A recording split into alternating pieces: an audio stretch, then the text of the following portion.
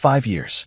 It's strange how long that can feel when every minute of it is spent chasing a future that was never really yours to claim. My name is Marcus Hale, and for what feels like a lifetime, my world rotated around a single mission: to help my wife, Sienna, achieve her dreams.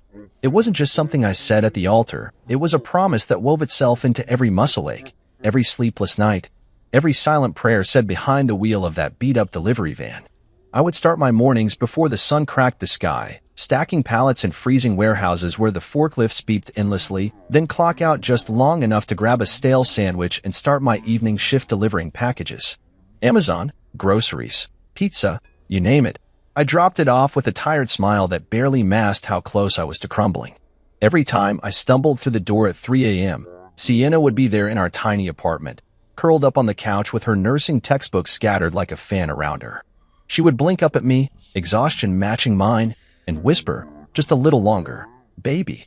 I lived for those words, kissed her forehead, tucked a blanket around her, and told myself that love was measured in sacrifices, not in comfort. I watched her grind too, studying through migraines, pulling all-nighters before exams, fighting the gnawing fear that she wasn't good enough. And God help me, I admired her for it. I didn't see the warning signs, not really. I chalked up the distance between us to stress. The way her laughter no longer filled the room like it used to, the way her eyes sometimes darted away when I said, I love you, how she stopped asking me about my day. I thought we were just tired, overworked, climbing that steep hill together. Every time she cried about failing a mock test or doubted her abilities, I held her tighter, working harder to build the foundation she could stand on. I remember one night clearer than most, the night she got her acceptance letter into the nursing program. She screamed, leaping into my arms, her joy so blinding I forgot how heavy my own chest felt. We did it, she cried. And in that moment, I believed it was true. We, not her. Us. A team. What a fool I was. Over the years, every dollar I earned funneled into her education. Books that cost as much as our monthly utilities. Lab coats. Clinical supplies. Gas money for hospital rotations. Meanwhile, I wore shoes with holes in the soles, and my idea of a luxury meal was adding bacon to a drive-through cheeseburger. It didn't matter. I convinced myself it would all be worth it in the end. That one day, we'd look back at the struggle and laugh, wrapped up in a better life we had bled together to build. That was the dream, wasn't it? Build her up so we could rise together. What I didn't realize, what I was too stupid, too trusting, too in love to realize, was that in her mind, the finish line wasn't the beginning of our next chapter. It was the end of my usefulness. I was the training wheels she couldn't wait to kick off once she learned how to balance without me. All the whispered promises, all the midnight forehead kisses, they weren't a covenant. They were a transaction with a hidden expiration date.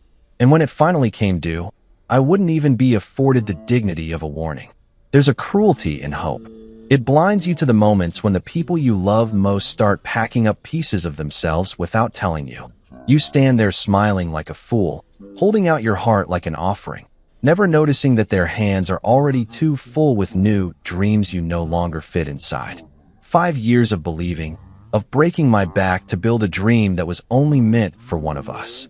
5 years of just a little longer, baby, echoing in my ears, a lullaby masking a slow goodbye. I carried that hope like a fool carries a winning lottery ticket he never bothered to check, thinking it would save me, change everything, when really, it was just paper. Worthless once the numbers were revealed. I wish I could say I saw it coming, that I noticed the way her hugs turned hollow, or the way she flinched when I mentioned the future. But love makes you blind in the most insidious way, not by covering your eyes, but by filling them with so much brightness you can't see the cracks forming in the foundation. I didn't see it. I didn't feel it until it hit me full force, like a sledgehammer to the chest. And by the time I realized the truth, there was no going back. Sienna Hale, the woman I built my life around, had already decided that the life we built together was a stepping stone she was ready to leave behind. And me? I was just the fool still standing at the bottom of the staircase, arms outstretched, waiting for a hand that was never going to reach back down. I didn't know what I was walking into that day. If I had, maybe I would have braced myself harder. Maybe I would have recognized the brittle tension in the air the moment I stepped through the door. But no. After all these years, some part of me still believed in happy endings. I had stopped at the store on my way home from the night shift, the exhaustion heavy in my bones, but the excitement somehow stronger. I'd grabbed a cheap bouquet of roses and a card that said "Proud of you" in big, stupid gold letters. I was ready to celebrate her. Us. Everything we had fought so hard for. But when I pushed the door open, the apartment was too still, too staged, almost like a set on a show where I was the only one who hadn't read the script. The champagne bottle caught my eye first, glinting in the sunlight like a trap. It sat in the center of the kitchen table, next to a neat stack of papers. And there she was, Sienna, radiant in her crisp white coat, the symbol of all those years of sacrifice made real. She looked like everything we had ever dreamed of. For half a second I smiled. Half a second before the pit opened under my feet. She turned, her expression shining with something that wasn't joy. It was freedom. A wild, untamed relief that had nothing to do with me. "You made it," she said lightly, picking up the champagne and popping the cork with an ease that made my stomach twist. Foam spilled over the edge, and she giggled, pouring 2 glasses without even looking at me. I set the flowers down stupidly on the counter. They looked pathetic there, bright and desperate and out of place in a room that no longer belonged to me. I reached for the papers, my fingers trembling slightly, my heart hammering a warning I didn't yet have the courage to heed. I didn't need to read the title. I knew instantly. Divorce agreement. Property division. No kids, no assets except the battered truck and the worn furniture we bought secondhand when we were broke and stupid and wildly in love. I lifted my gaze to hers, searching, pleading silently for some explanation, some hint of the woman I had given everything to. Instead, she smiled wider, clinking her glass against mine. "I need to grow without dead weight holding me back," she said, her tone breezy, as if discussing a new hairstyle. Dead weight. That was what I had become to her. A tether she no longer wanted dragging behind her now that she had the wings she needed. I didn't argue. Not because I agreed, but because I realized, standing there like an idiot in my work boots and warehouse uniform, that anything I said would only dignify the way she had already rewritten our history. Love hadn't died here. It had been methodically buried, replaced by ambition, by resentment, by a hunger for a life that no longer included me. I sat down heavily at the table, the chair groaning under the weight of the moment, and reached for the pin she had already thoughtfully placed beside the papers. My hand hovered for a second where I thought about fighting, about begging her to remember the nights we slept on an air mattress because we couldn't afford a bed frame, about the nights I came home with frostbitten fingers just to put gas in her car so she could make it to her clinicals, about all the invisible ways I had built a world around her. But what good would it do? She had already decided I didn't belong in the life she had fought for. So I signed. No hesitation, no dramatic pause for effect. Just the quick, brutal scratch of pen on paper. Behind me, I heard laughter, a soft, mocking giggle that made my skin crawl. I turned slightly to see Rachel, Sienna's best friend, leaning against the kitchen doorway with a glass of champagne in hand, her smirk barely disguised. She didn't even try to hide her satisfaction. I realized then that this wasn't a private betrayal, it was a celebration, a liberation. The two of them, giddy with the idea of a future without me cluttering up the picture. I pushed the signed papers toward Sienna and stood up. The chair scraped loudly against the floor, a sharp, ugly sound that felt too fitting for the moment. She didn't say thank you, didn't say sorry, just picked up the papers, glanced at my signature, and nodded approvingly, as if I had just completed one final chore before being dismissed. I walked to the door on legs that felt strangely detached from my body, numb and slow. I didn't look back. I didn't give them the satisfaction of seeing whatever emotion might have leaked through the cracks. Not anger, not sadness. Nothing. Let them laugh. Let them toast. Outside, the world was achingly normal. Birds chirped. A neighbor washed his car. Somewhere, a lawnmower bust. The sun was too bright, too oblivious to the shattering that had just occurred behind that door. I climbed into my old pickup, my hands gripping the steering wheel until my knuckles turned white. For a long moment, I just sat there, staring straight ahead, trying to remember how to breathe without her. 5 years ago, I had vowed to build a life around her. I had spent every waking moment stacking stone after stone, brick after brick, constructing a dream that she could stand tall within. And today, with a few strokes of a pen and a bottle of champagne, she had bulldozed it all to the ground. Not with rage or cruelty, but with something colder, indifference. I shifted the truck into gear and pulled away from the curb, the tires crunching over loose gravel. I didn't cry. I didn't rage. I just drove, 1 mile at a time, away from the life I had built, away from the woman who no longer needed me. Somewhere deep down, a tiny, broken voice whispered that maybe this wasn't the end. Maybe it was the beginning. But in that moment, it didn't feel like it. In that moment, it felt like all I had left were ashes. The night air clung to my skin like a second, colder layer as I packed my life into the back of my battered blue pickup. There wasn't much to load. Some clothes, a few tools, an old coffee maker with a cracked handle, and a box of memories I couldn't yet bring myself to throw away. The same memories that felt like a weight chained to my chest.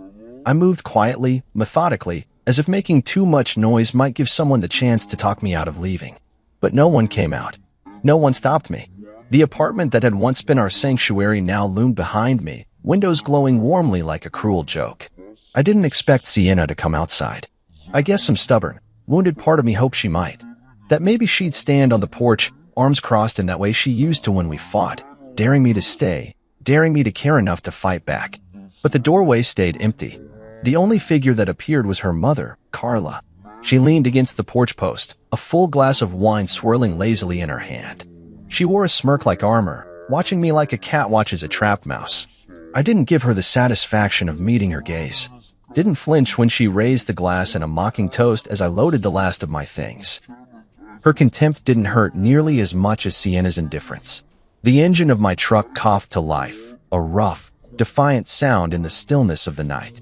I slammed the door shut, the echo bouncing off the nearby houses, and for the first time in years, there was no one waiting behind a window to see if I made it home safe. I was alone. Completely, undeniably alone.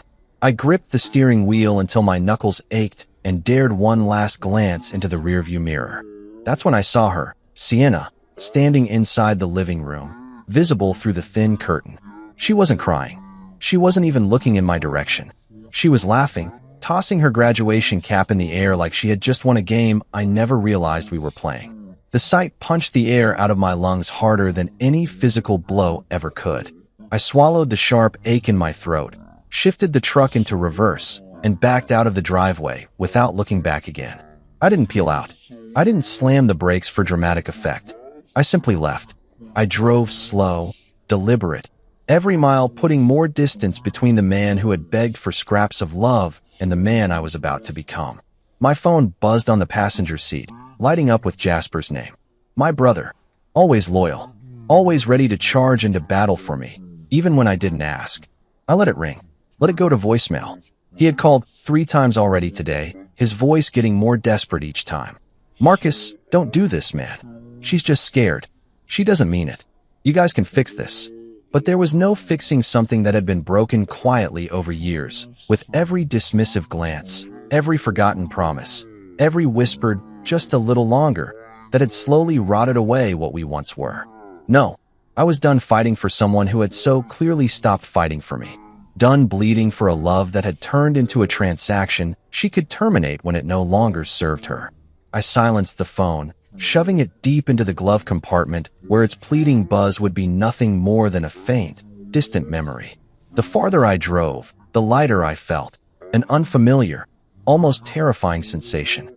Like I had been carrying a boulder on my back for so long that standing upright again felt wrong, unnatural. I didn't have a plan. No job lined up. No new place to stay. I had a few $1,000s in the bank, a battered pickup, and the clothes on my back. That's it. But for the first time in a long time, I also had something Sienna could never again take from me. My freedom. Somewhere beyond the horizon, there had to be a life not built on sacrifice alone. A life that didn't require me to shrink smaller and smaller just to fit into someone else's dream. I drove until the familiar landmarks disappeared, until the city lights faded into a blanket of stars I hadn't seen in years, until the ache in my chest dulled into something manageable. I didn't know exactly where I was heading. I just knew it had to be somewhere Sienna's memory couldn't reach. Somewhere I could be just Marcus, not Marcus the delivery guy, Marcus the night manager, Marcus the husband who wasn't enough. Just Marcus. Around dawn, I pulled over on the side of a quiet country road. The fields stretched out endlessly on either side, the mist curling around the low hills like lazy ghosts. I killed the engine and sat there for a moment, breathing in the silence, letting it settle into the empty spaces Sienna had left behind. I opened the glove compartment and pulled out my phone again. One last check. No new messages. No frantic apology. No sudden realization of regret. And somehow, that made it easier. I deleted her number, the final cut of a thread I had clung to long after it had frayed beyond repair. Then I dropped the phone back in the glove box, closed it with a soft click, and leaned back against the worn seat. I didn't cry. The tears had dried up somewhere between the sound of Rachel's laughter and the sight of Sienna's cap flying through the air. What was left wasn't sadness. It wasn't even anger. It was something colder, something sharper. Resolve. I was done being the man who stayed. Done being the man who waited. From this moment forward, every mile, every hour, every breath would be mine. And as the sun rose slowly over the empty fields, painting the sky with the soft golds and pinks of a new day, I realized something else. I wasn't lost. I was finally free. Ashwood Creek wasn't on any of the maps that mattered. If you blinked driving through it, you'd miss the cracked welcome sign and the two narrow streets that made up its town center. And that was exactly why I chose it. I needed a place forgotten by ambition, a place that didn't demand explanations or apologies. The day I rolled into Ashwood, my pickup sputtering like it shared my exhaustion, I knew I'd found what I was looking for. It wasn't much to look at. Rows of aging brick buildings, a gas station with one working pump, and a diner with a peeling sign that simply said, Gus's. I parked in front of the diner mostly because I didn't know where else to go. My stomach gnawed at me, empty after a long, restless night of driving. When I stepped inside, the place smelled like strong coffee, bacon grease, and something sweeter underneath it all, maybe hope. A few old-timers hunched over their breakfasts, boots tapping rhythmically against the scuffed linoleum floor. The woman behind the counter gave me a once-over and a small nod, like she'd seen my kind before, the kind running from something they didn't want to talk about. I slid into a booth near the window. The vinyl seat stuck to my jeans, the early morning sun slicing across the table. Before I could pick up a menu, a gruff voice interrupted. Coffee. I looked up to find Gus himself, a thick-set man with a shock of gray hair, arms like tree trunks, and a no-nonsense stare that pinned me to the spot. I nodded mutely. He poured without waiting for a response, the dark liquid steaming between us. You new around here? He asked, setting the pot down with a thunk. Passing through, I lied, even though some part of me knew I had no intention of moving on. Gus grunted, unimpressed. He slid a plate of bacon and eggs in front of me without asking what I wanted, then walked away. I stared at the food, my throat tightening unexpectedly. It had been a long time since someone gave me something without asking for anything in return. Days blurred into weeks after that first meal. I found work almost immediately. A guy named Vernon ran a construction crew that always needed strong backs willing to sweat under the sun. It was hard, brutal work, hauling cinder blocks, mixing concrete by hand, hammering in nails until my arms felt like jelly, but it was honest. I didn't mind the blisters or the way my muscles screamed at night.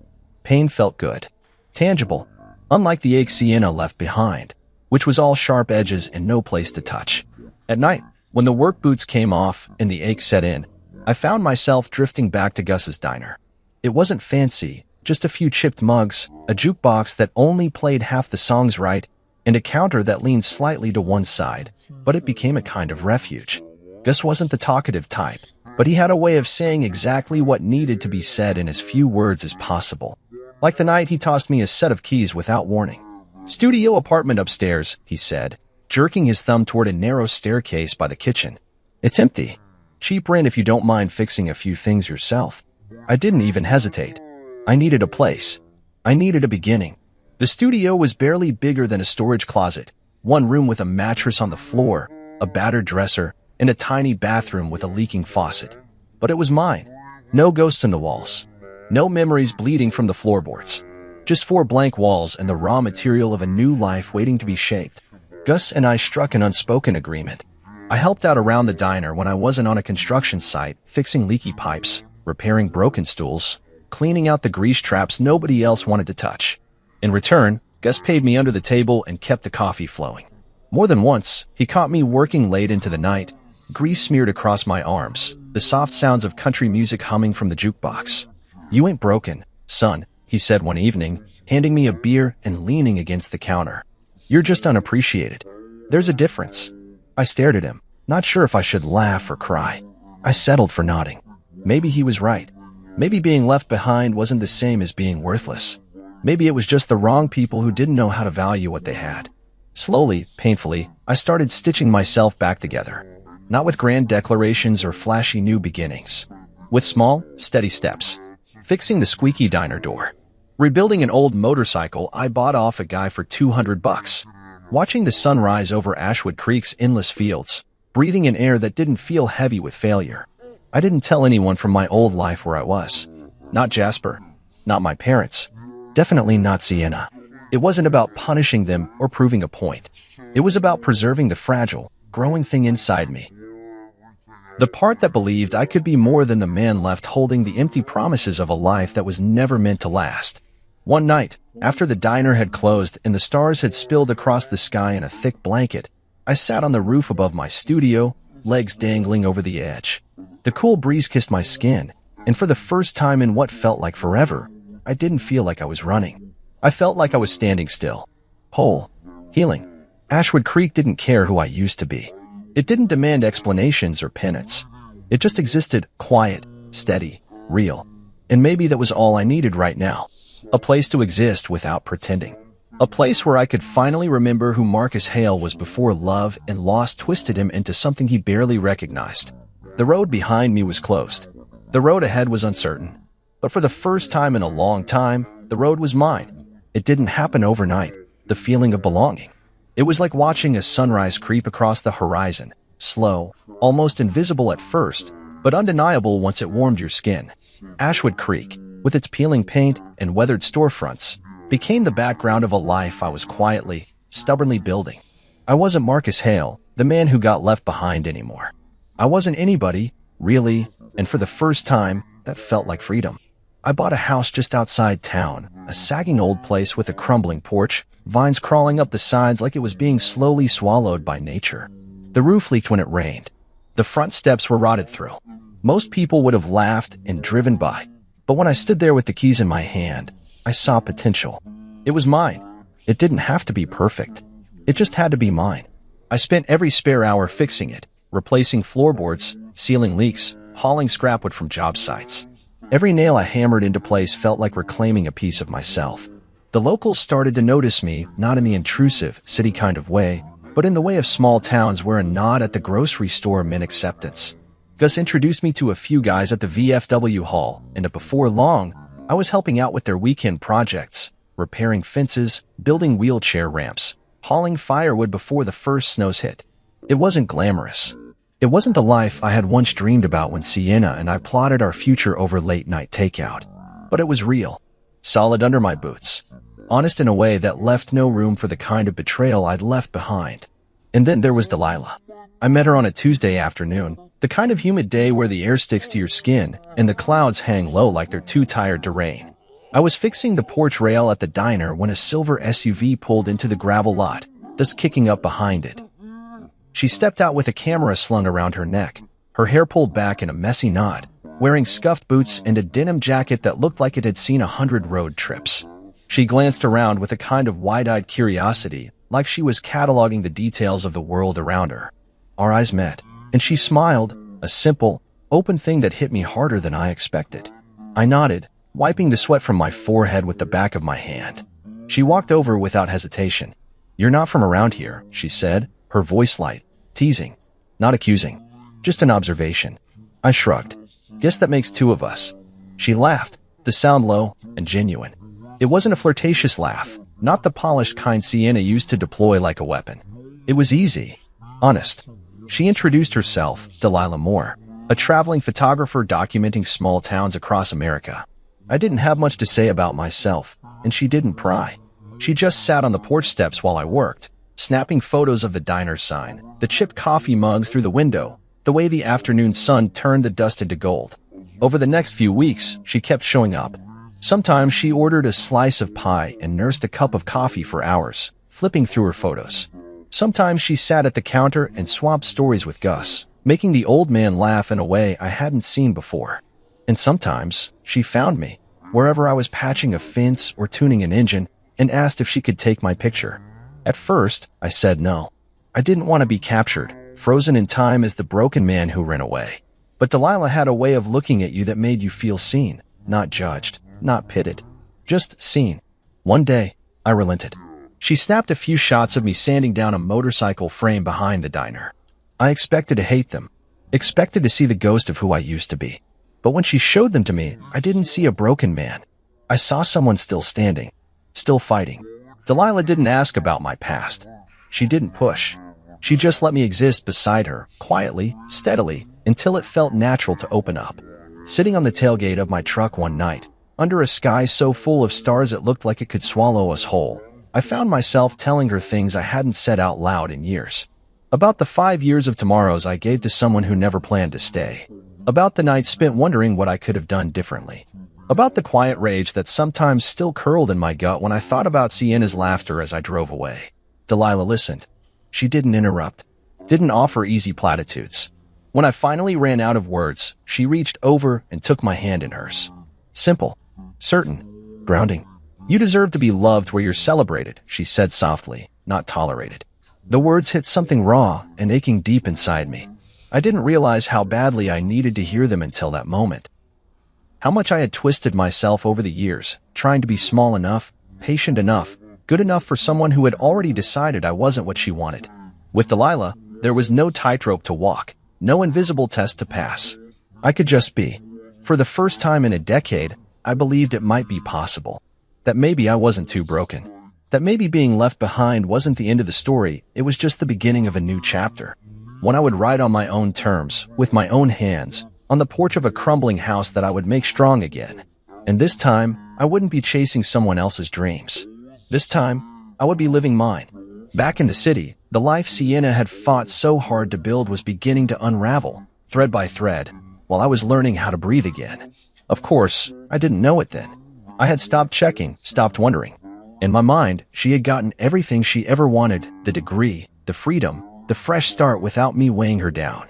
I imagined her thriving, smiling that dazzling smile she used to flash when she talked about her future. I figured she had erased me the way a teacher wipes a chalkboard clean, quick and efficient, no trace of what had been written before. I was wrong. Sienna's world wasn't the glossy fairy tale she had envisioned. The new life she crafted with such precision quickly started to show its cracks. Rachel, her so-called best friend, the one who toasted my exit with a glass of champagne, turned out to be less of a support system and more of a wrecking ball. Partying every night, dragging Sienna into scene after scene she had no real stomach for. Nights that started with laughter and ended with shame. Mornings spent scrubbing at regret with coffee and sunglasses and 1,000 whispered lies about how this was all just a phase, just a little fun before real life began. Then there was Carla, her mother, whose constant hovering and judging only amplified every little failure Sienna tried to hide. Carla didn't see a daughter carving out her independence. She saw an extension of herself, a trophy she could parade at brunches and charity events. Every mistake Sienna made, every job application that was ignored, every relationship that fizzled, became another lecture, another reminder that she wasn't living up to the image her mother had painted for her. The applause Sienna had craved so desperately started sounding hollow when it came with conditions and criticism buried underneath the praise. Even the job she finally landed wasn't what she imagined. Nursing, once her dream, turned into 12-hour shifts of thankless patients, arrogant doctors, and endless paperwork. The scrubs weren't glamorous. The pay wasn't life-changing. The reality didn't match the fantasy she had sacrificed so much for. She watched other nurses smile when they clocked out and realized she couldn't remember the last time she felt joy. Not real joy. The kind that bubbles up from somewhere deep and pure. Her days blurred into a cycle of exhaustion and resentment, and the pride she had worn on graduation day dulled under the weight of repetition and loneliness. Loneliness, that was the worst part. The men she dated were a carousel of the same smiling faces, the same empty promises. None of them stayed long. None of them really knew her. Not the way I had known her, back when she was still the girl who cried over bad grades and dreamed of saving lives. She traded gold for glitter, and when the glitter blew away in the wind, she was left standing in the ashes, wondering when everything had gone so wrong. One night, rummaging through a drawer she hadn't touched in years, she found an old photo. It was us, standing in front of the apartment on the day we signed the lease, beaming like idiots, holding a set of keys between us like it was Excalibur. I had one arm slung around her shoulders, and she was laughing, a real, unguarded laugh that crinkled her nose and made her eyes shine. The sight of it hit her like a freight train. For the first time in a long time, she sat down and really looked at it. Not the surface, but the layers underneath.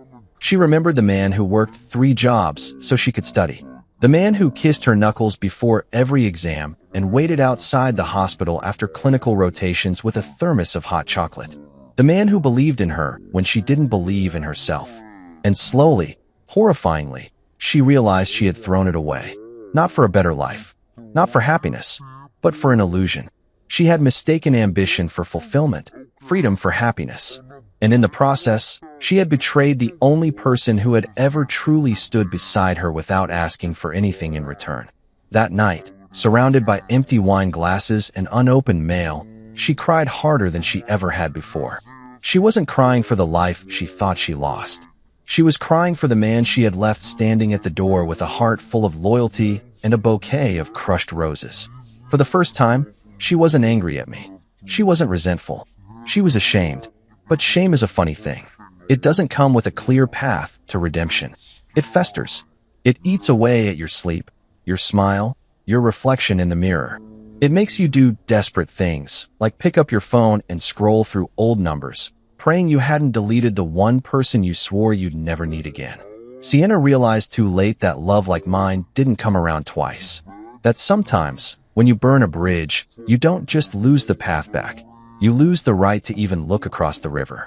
Meanwhile, back in Ashwood Creek, I was living my quiet life, unaware of the storm gathering on the horizon.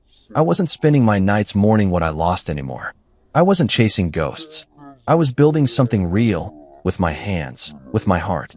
I was learning that sometimes survival isn't about holding on. It's about letting go. And in letting go, I was finding pieces of myself I thought had been buried forever. I wasn't the man who staggered out of that apartment with his world in boxes. I was someone new, someone stronger, someone Sienna wouldn't recognize even if she tried. And soon enough, she would try.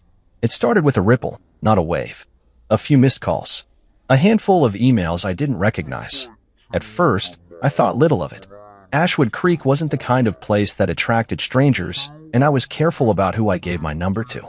The messages weren't direct. No names, no explanations. Just a series of vague attempts to reach me. I ignored them all. I had learned the hard way that sometimes silence was the only defense you needed. What I didn't know, what I couldn't have known then, was that a search had begun. Somewhere in that polished apartment back in the city, Sienna had realized I wasn't just waiting around for her to come back. I wasn't sitting by the window, pining for the woman who had used me as a stepping stone. I was gone, really gone, and it rattled her more than she expected. The first person she tried to reach was Jasper. My brother had always been easier to find than I was, and if anyone knew where I had disappeared to, it would have been him. But Sienna was a few years too late. Jasper had moved to California, chasing his own dreams, far from the wreckage I left behind. When she called, he didn't answer. When she texted, he replied with 2 words, "Not my problem." It didn't take her long to figure out that the usual ways of finding people, mutual friends, old neighbors, were dead ends. Most of the people who once knew me had either moved on or hadn't heard from me in years. I had made sure of that. When I left, I didn't just pack up my things. I packed up my entire existence. No breadcrumbs. No forwarding address. I didn't want to be found. Not by her. Not by anyone. Desperation must have crept in then, turning into a frantic, blind scramble. She turned to social media, trawling through Facebook groups, LinkedIn profiles, any digital footprint she could find. It didn't take her long to stumble across the diner's page, Gus's Diner, the old name still lingering in the metadata. Except now, it wasn't Gus's anymore. It was the Second Chance Cafe. New name, new owners, new life. She messaged the page, hoping whoever ran it could lead her to me. She probably imagined me still washing dishes in the back, still stuck in the same small loop of existence she had discarded. But the page was managed by Gus's niece now, and she didn't recognize Sienna's name, didn't know my story. She ignored the message. Another dead end. Frustrated, Sienna got in her car and drove to my parents' old neighborhood. The house she had once visited for Sunday dinners was gone, sold to a family with 3 kids and a dog that barked at her when she knocked. Strangers answered the door, giving her polite but wary smiles before shaking their heads. No Marcus Hale here. No one by that name. No one who cared. The panic bloomed full force then, wrapping around her throat like a vice. It's funny how you can walk away from someone thinking you've won, only to realize later that you were the one who lost everything that mattered. She thought she had all the time in the world. That if she ever wanted, she could just turn around and I'd be there, waiting like some loyal, broken thing too stupid to realize he deserved better.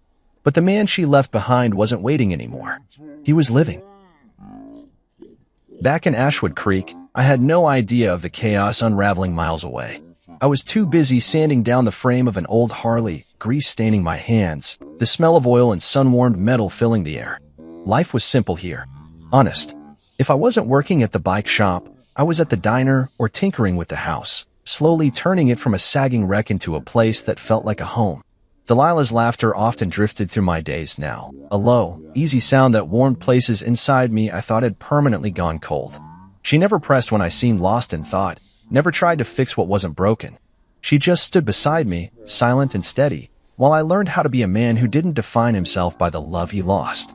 If Sienna's search had a soundtrack, it would have been the frantic pounding of keys against a laptop, the shrill, unanswered ringing of phones, the hollow click of messages sent and ignored. The harder she searched, the more she realized how completely I had slipped through her fingers. And with every dead end, the truth grew harder to ignore. She hadn't just lost me. She had lost the version of herself that mattered. The man she discarded wasn't broken anymore. He wasn't limping after her shadow. He wasn't begging to be seen. He had disappeared into a life better, quieter, stronger than the one she traded him for. When her desperation finally curdled into panic, she did what all desperate people do. She tried harder, grasping at anything that might lead her back to what she didn't appreciate until it was too late. Old acquaintances, old numbers, even random chance meetings in the city, she cast her net wide, hoping for a miracle. But miracles are for the faithful, and Sienna had abandoned faith the minute she signed those papers with a champagne toast. And somewhere deep inside, she must have started to understand the most terrifying truth of all. Sometimes when you burn a bridge, it doesn't just collapse behind you. Sometimes it collapses beneath your own feet too.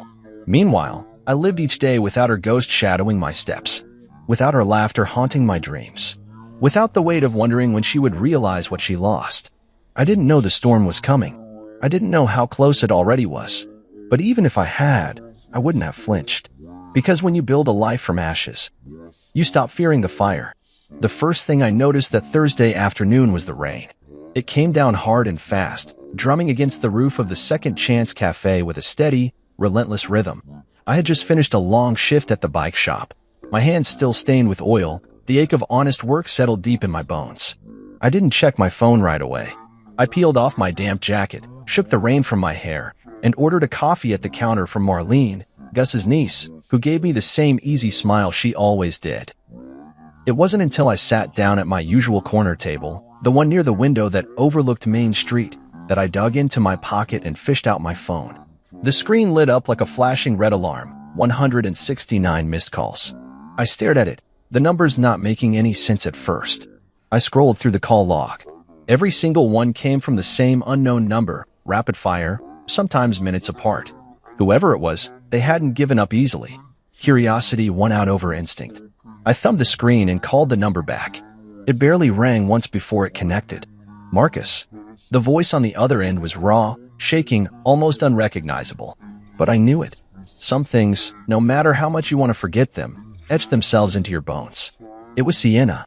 For a second, I said nothing. Just sat there, the rain beating against the window, the hum of the diner around me fading into a low, distant murmur. She was sobbing, messy and loud, like the kind of crying that doesn't care who hears. She choked out, the words tumbling over each other. I made a mistake, Marcus. God, I made the biggest mistake of my life. I was stupid. I thought I knew what I wanted. I thought, her voice cracked so hard I thought she might break in half through the phone. I need you. Please. I'll do whatever it takes. I can fix this. I can fix us. I leaned back in my chair, feeling strangely detached, like I was listening to a story about someone else's life. The desperation in her voice might have gutted me once. Months ago, maybe even weeks ago, I would have hung on every word, foolishly clinging to the hope that love could erase betrayal. But not now. Now I heard the truth buried beneath the begging, the panic of someone who realized too late that not all doors stay open forever. I didn't rush to answer. I let her fill the silence with more frantic words. Apologies. Promises. Memories she tried to string together into something that sounded like redemption. I listened. I owed her that much, maybe. Or maybe I didn't owe her a damn thing. When I finally spoke, my voice was calm, steady. No anger, no hatred, just the kind of quiet certainty that comes when you finally understand your own worth. I'm not the man you left behind anymore. The words hung there, suspended between us like a blade. I didn't elaborate. I didn't try to soften the blow. I didn't give her a roadmap back to me. Some journeys aren't meant to be retraced. There was a long, hollow pause on the other end of the line. I imagined her sitting in whatever apartment or car she was hiding in, the walls closing in around her, the realization sinking in that she couldn't just rewind the clock and erase the damage she had done. And then, before she could gather herself enough to say whatever she was about to say next, I hung up. It wasn't anger that made me do it. It was mercy.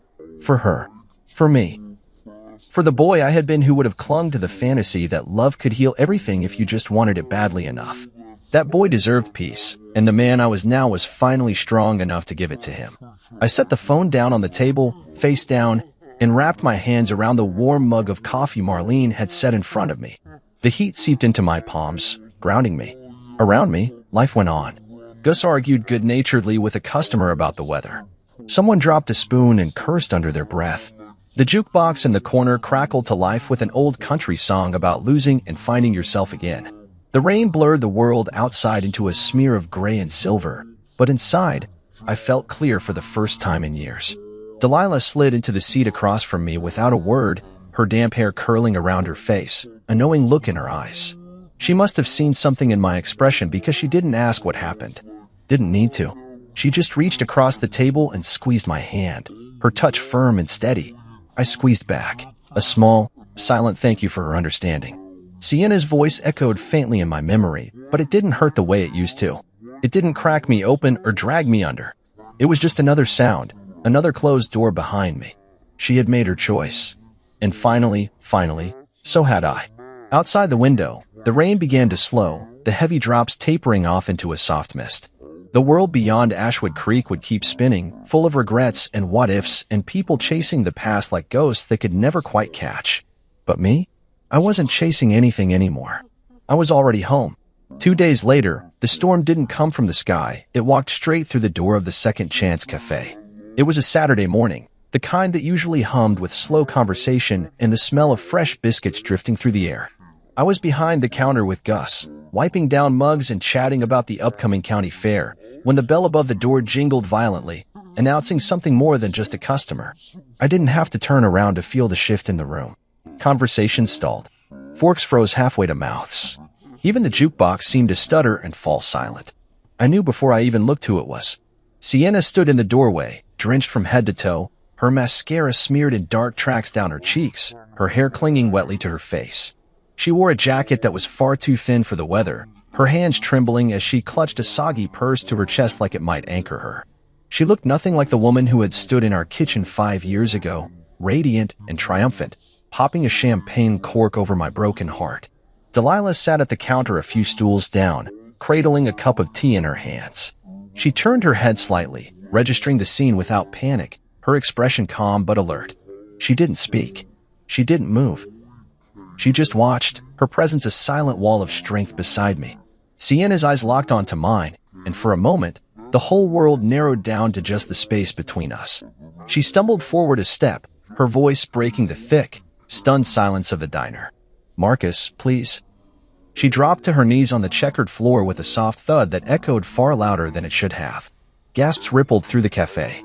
Forks clattered onto plates. Someone whispered a sharp curse under their breath. She crawled toward me, clutching at my hand where it rested on the counter, her fingers cold and trembling. Tears mixed with the rain on her face, making her look almost childlike in her desperation. "I'm sorry," she sobbed, voice ragged. "I'm so sorry. I didn't know what I was doing. I was stupid. I was selfish." She hiccuped, gasping for air. "I thought I needed to find myself, but I only lost everything that mattered." The diner was deathly still, everyone holding their breath, waiting to see what I would do. Gus leaned against the doorway to the kitchen, arms crossed, his mouth tugged up in a wry smile that said he had seen 100 tragedies play out before, and this one wouldn't break the world. I knelt down beside her, not because I wanted to soothe her, but because I needed her to hear me, to see me, without the barrier of height or distance.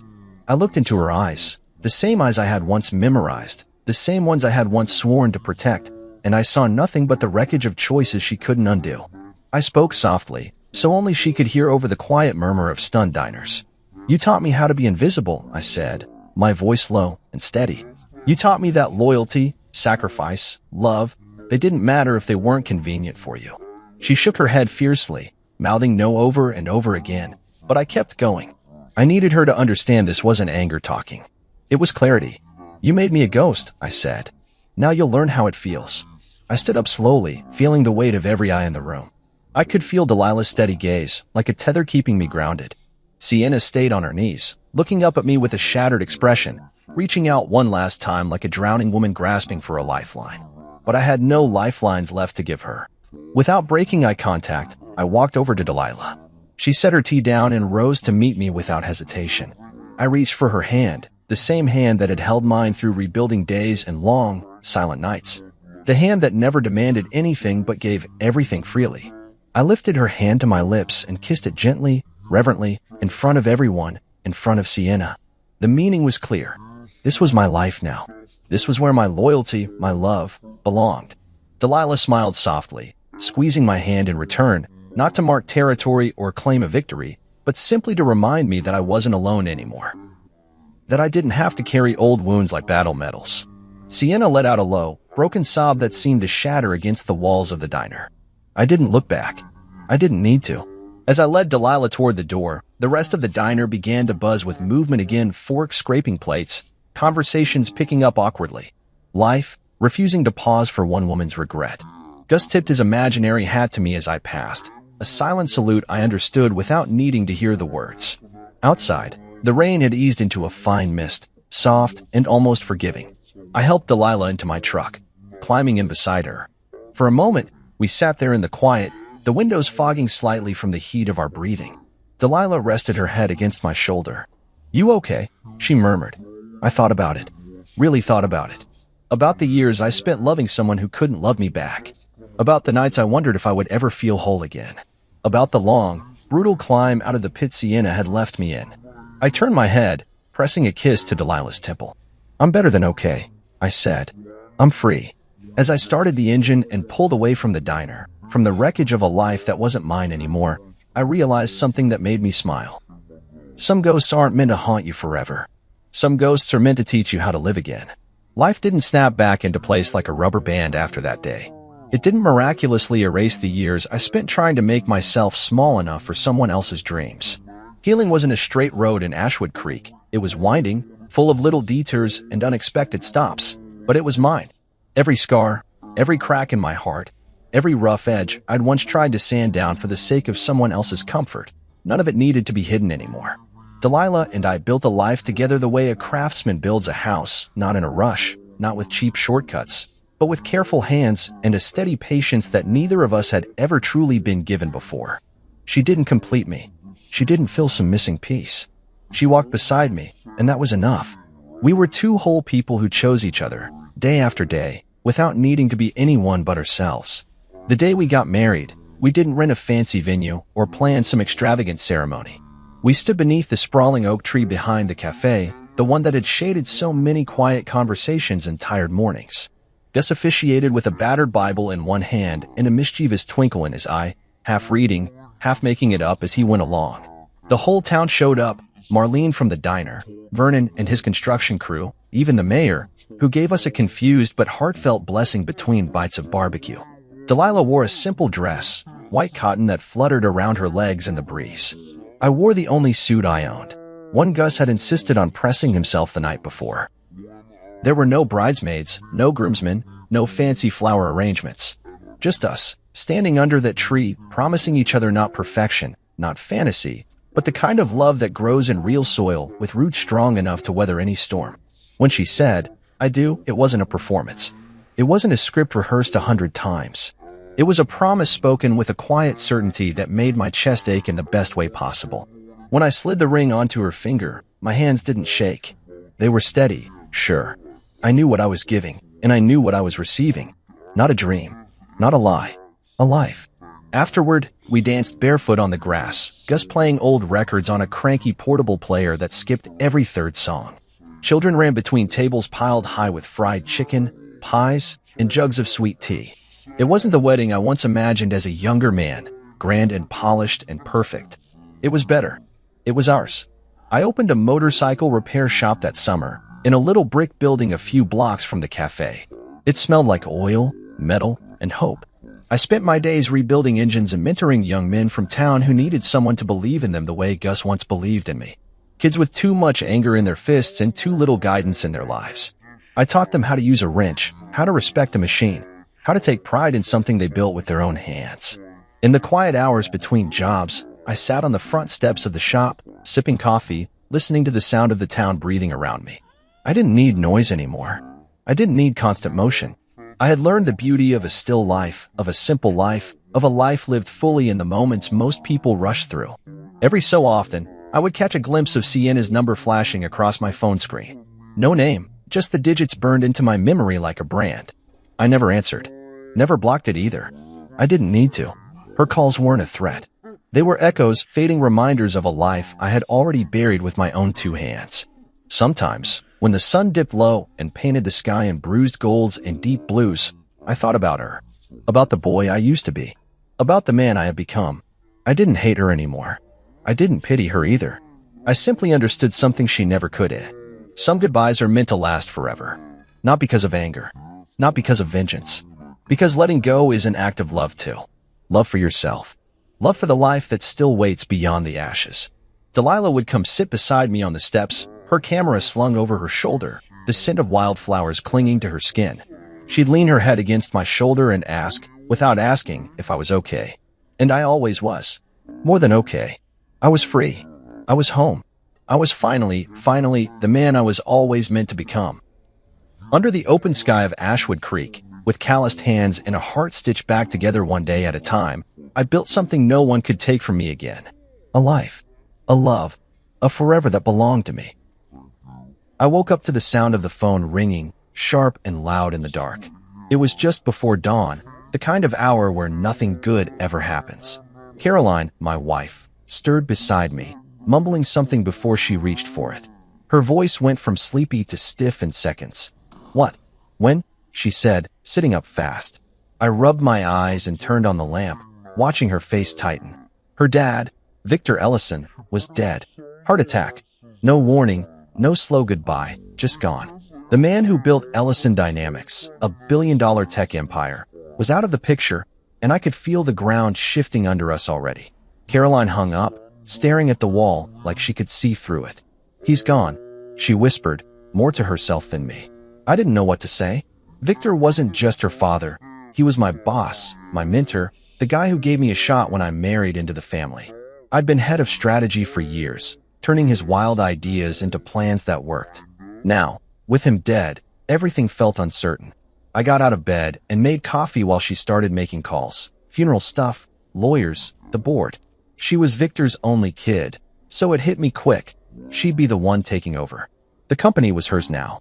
I should have been happy for her, proud even. I'd always told her she could do big things, even when she doubted herself. But there was this knot in my gut I couldn't shake. We'd been married 10 years, and I'd spent most of them proving I wasn't just the husband at work. I'd earned my place, late nights and all. As I handed her a mug, she barely looked at me, already barking orders into her phone. "Get the jet ready. I'll be there by noon." I stood there, feeling like a shadow in my own house. The day dragged on. Meetings with suits, tears from her mom, a press release I helped draft. I kept busy, playing the supportive guy everyone expected. But that night, lying awake, I couldn't stop thinking, what happens to me now? Victor was the one who kept me in the game. Without him, would Caroline even need me around? The funeral was a blur, black suits, flowers, speeches about Victor's genius. I stood next to Caroline, my arm around her, but she felt miles away. People shook my hand, said how sorry they were, but I caught a few glances, like they were sizing me up, wondering what my role would be now that the king was dead. I didn't have an answer. By the time we got home, she was already talking about the company, her voice sharp with something new.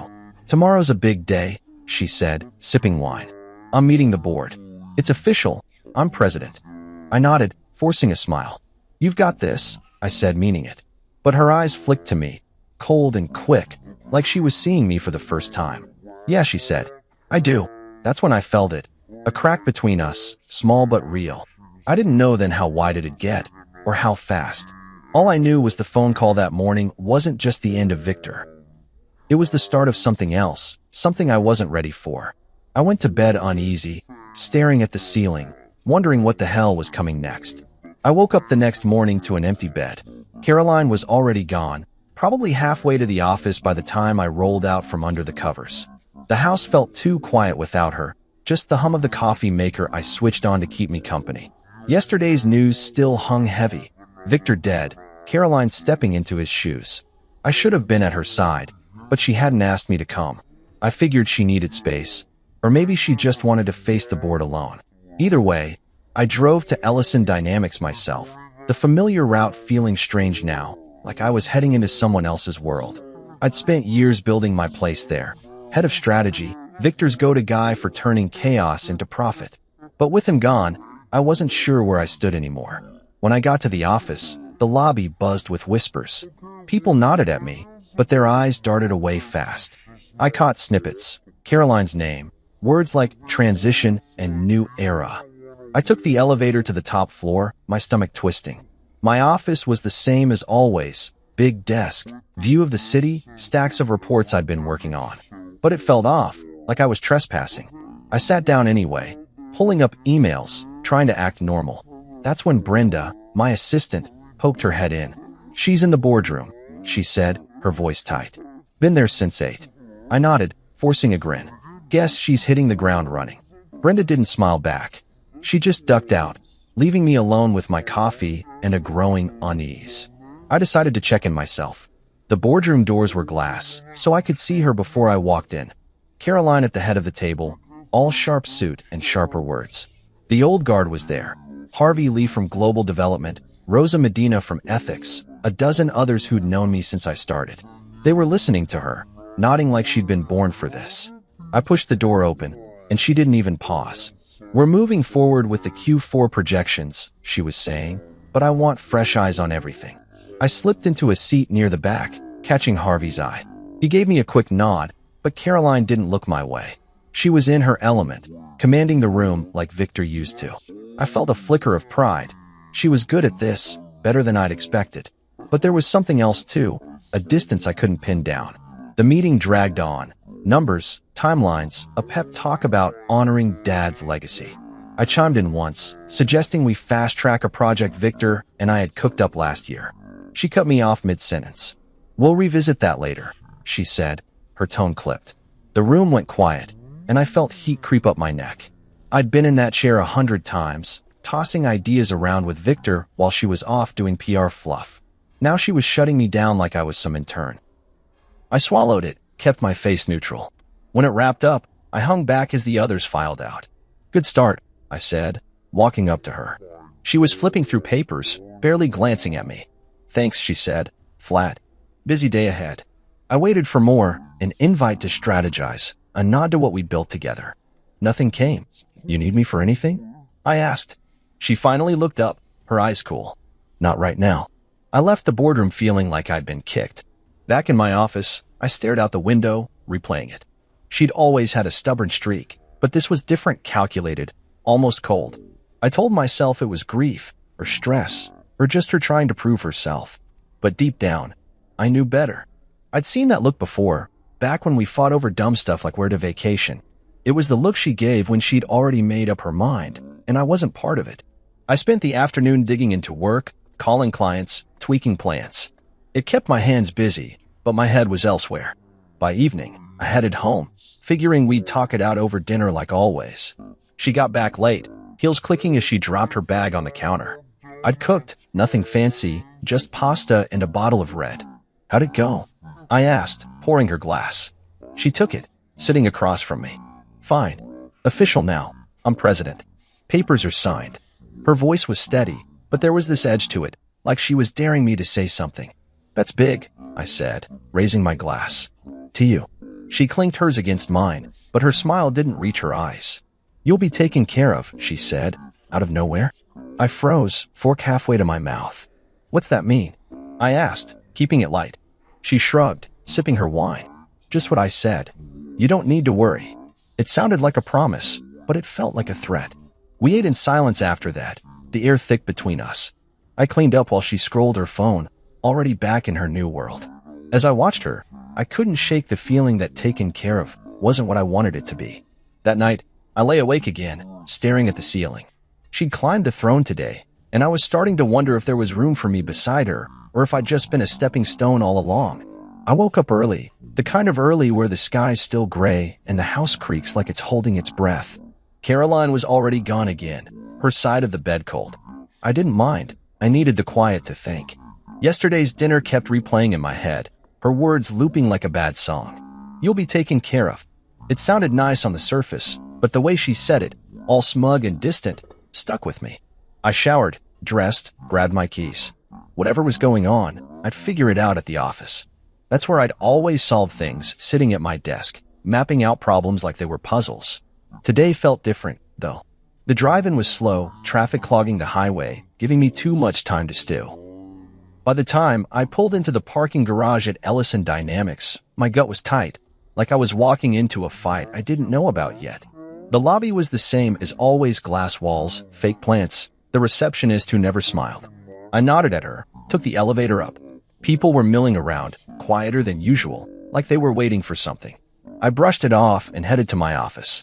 Brenda was there, standing by my door, fidgeting with a pen. "Morning," I said, trying to sound normal. She didn't meet my eyes, just mumbled something and scurried off. That's when I knew. Something was wrong. I pushed the door open, and there it was, sitting dead center on my desk. A white envelope with my name scratched across it in sharp, black ink. No stamp, no return address, just James Carter, in a handwriting I didn't recognize. I dropped my bag, shut the door, and picked it up. My fingers felt clumsy tearing it open, like I was moving through mud. The letter was short, typed, official. "Dear Mr. Carter," it started. "This is to inform you that, effective immediately, your resignation from the position of head of strategy at Ellison Dynamics has been accepted. We thank you for your service and wish you well in your future endeavors." At the bottom, a signature, Caroline Ellison, President. I read it twice, then 3 times, waiting for it to make sense. Resignation? I hadn't resigned. I'd been in that job 8 years, built half the damn strategies that kept us afloat. My hand shook as I set it down, the paper crinkling. I looked around my office, my books, my coffee mug, the framed photo of me and Victor shaking hands at some gala. This was my space. She couldn't just take it. I grabbed the letter and stormed down the hall, straight for her office. People parted like I was a truck barreling through, but I didn't care. I needed answers. Her door was cracked open. I didn't knock, just pushed it wide and stepped in. She was there, leaning back in Victor's old chair, her desk covered in files. She didn't even flinch when I walked in, just looked up with this calm, smug little smirk that made my blood boil. "What the hell is this?" I said, holding up the letter. She tilted her head, like she was sizing me up. "What it says," she replied, cool as ice. "You're out." I stepped closer, slamming the paper on her desk. "I didn't resign, Caroline. You don't get to just fire me like this. We're married. We built this together." She laughed, short and sharp, leaning forward now. "Built it together? Please, James. You were Dad's pet project. I'm in charge now, and I don't need you dragging me down." I stared at her, my chest tight. Dragging her down? I'd stayed late when she went home early, fixed messes she didn't even see. "You can't do this," I said, quieter now, trying to keep my voice steady. "The board won't let you." She shrugged, that smirk growing. "They already did. It's done." I wanted to yell, to flip the desk, to make her feel how wrong this was. But her eyes, cold, hard, like she'd been planning this, stopped me. She thought she'd won, that I'd crumble and walk away. I took a breath, deep and slow, and something clicked. I didn't need to fight her here, not like this. I straightened up, looked her dead in the eye, and smiled. "Perfect," I said. Her face twitched, just for a second, confusion, maybe fear. "What's that supposed to mean?" she snapped. I didn't answer. I just turned and walked out, leaving the letter crumpled on her desk. Back in my office, I didn't sit down. I started packing slow, deliberate. My books, my pens, that photo with Victor. People peeked in, whispering, but I ignored them. Brenda came by, hovering like she wanted to say something. "You okay?" she asked finally. "Yeah," I lied, shoving a notebook in my bag. "Just cleaning up." She nodded, didn't push. I could feel Caroline watching from down the hall. She'd followed me, probably expecting me to beg or break. I didn't give her the satisfaction. "See you around," I said to Brenda, slinging my bag over my shoulder. As I headed for the elevator, Caroline's voice cut through. "You were never more than my dad's charity project," she hissed, loud enough for everyone to hear. I stopped, turned, looked at her. She was grinning, loving the audience. I could have told her the truth right then, how Victor trusted me more than her, how I'd been his real right hand. But I didn't. I just kept walking. In the car, I gripped the wheel, my knuckles white. Charity project? She had no idea. Victor and I had been tight, late-night talks, plans she'd never touched. He'd seen her ambition, her blind spots, and he'd made sure I had a card to play if she ever pulled something like this. I didn't know what it was yet, not exactly, but I knew it was coming. As I pulled out of the garage, my phone buzzed. A text from Ellis Monroe, Victor's lawyer. "Call me when you're free," it said. I smirked. She thought she'd cut me out, but this wasn't over. Not by a long shot. I turned up the radio and drove home, the letter still burning in my mind, but now it felt like fuel. I walked out of Ellison Dynamics with my bag slung over my shoulder, the weight of it nothing compared to the fire in my chest. Caroline's words echoed in my head, charity project. She'd called me, spitting it out like I was some stray her dad picked up off the street. The parking garage smelled like oil and concrete, and my footsteps bounced off the walls as I headed to my car. People stared as I passed, their whispers trailing behind me, but I kept my eyes forward. She wanted a show? Fine. Let her think she'd won. I slid into the driver's seat, tossed my bag in the back, and just sat there for a minute, staring at the dashboard. My hands were still shaking from the confrontation, her smirk, her voice, the way she twisted the knife in front of everyone. I could have fought back right then, thrown everything I knew in her face. But I didn't. That perfect I'd tossed at her wasn't surrender, it was a promise. She'd see. I started the engine and pulled out, the city blurring past as I drove. My office was gone, my job was gone, and my wife, hell, I wasn't even sure what she was to me now. We'd been a team, or so I thought. I'd spent years covering for her, smoothing over her impulsive calls, filling in the gaps when she didn't want to get her hands dirty. And this was how she paid me back, kicking me out the second she got power? I gripped the wheel tighter, weaving through traffic. She thought I'd beg, crawl back to her, maybe sue her for the hell of it. She didn't know me at all. I wasn't some nobody she could toss aside. Victor hadn't just hired me because I married his daughter. He'd seen something in me, trusted me with things she'd never understand. And that trust? It was about to bite her. Halfway home, my phone buzzed in my pocket. I fished it out at a red light, Ellis Monroe's text still glowing on the screen. "Call me when you're free." I smirked again, the first real spark of something like hope since that damn letter hit my desk. Ellis was Victor's lawyer, old school and loyal as hell. If he was reaching out now, it wasn't for small talk.